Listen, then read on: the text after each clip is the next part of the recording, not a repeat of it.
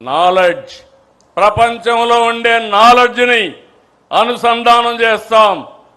ఆకాశమే హద్దుగా మీరు క్రియేటివిటీ చేసుకోగలిగితే మీ క్యారియర్ కానీ రాష్ట్ర భవిష్యత్తు కానీ ముందుకు పోతుందని చెప్పి కూడా నేను మీకు తెలియజేస్తున్నా.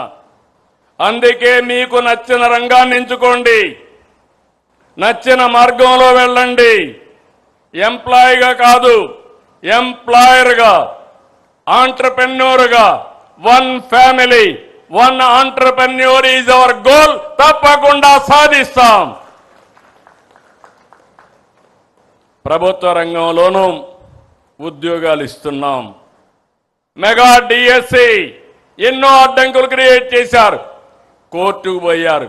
ఇప్పుడు కూడా చెత్త మాటలు మాట్లాడుతున్నారు.